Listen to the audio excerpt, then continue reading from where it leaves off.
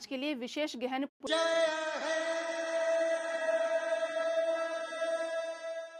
Hello ma'am, आप कैसे हैं?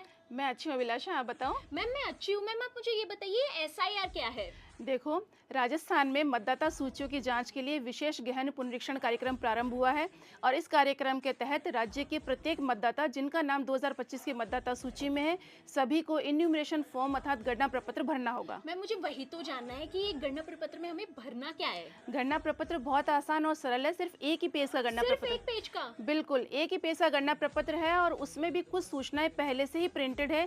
उसमें आपका नाम है, एपिक नंबर है, भाग संख्या है, विधानसभा क्षेत्र का नाम है और पुरानी फोटो इसमें पहले से लगी हुई है।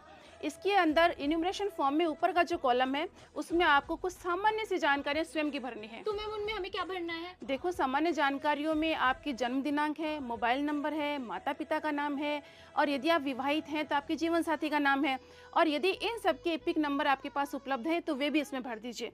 इन्यूमरेशन फॉर्म में ये ऊपर का पार्ट है, नीचे के पार्ट में मैपिंग से संबंधित सूचनाएं भरनी है। मैम मैपिंग क्या होती है?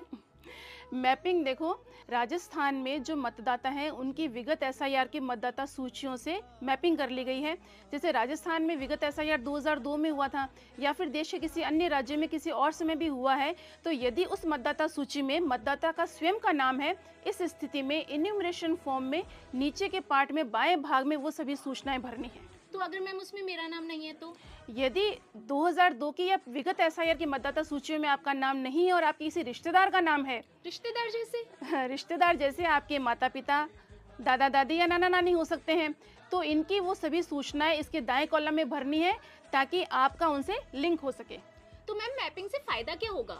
मैपिंग से ही फायदा ये है कि राजस्थान में एसआईआर की प्रक्रिया आसानी से पूरी होगी। वो इस प्रकार कि निर्वाचन विभाग ने पहले से ही राज्य के 70% से अधिक मतदाताओं की मैपिंग विगत एसआईआर की मतदाता सूचियों से कर ली है।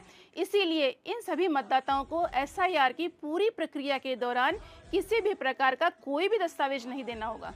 वाह मैम, ये तो अच्छा है। तो हम अभी भी मैपिंग करवा सकते हैं? बिल्कुल, आपके घर जब बीएलओ आएंगे 4 नवंबर से 4 दिसंबर के बीच में गणना प्रपत्र भरवाने, तो उनकी मदद से या फिर आप स्वयं भी ईसीआई की वेबसाइट पर, जिसका लिंक सीओ राजस्थान की वेबसाइट पर भी है, उस पर सभी राज्यों की मतदाता सूचियां अपलोड कर दी गई हैं।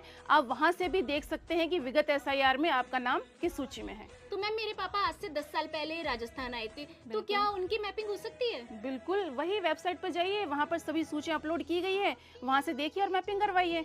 अरे वाह मैम, ये तो अच्छा है, मैं समझ गई हूँ। अब आप मुझे ये बताइए कि गणना प्रपत्र में डॉक्यूमेंट्स क्या देने हैं?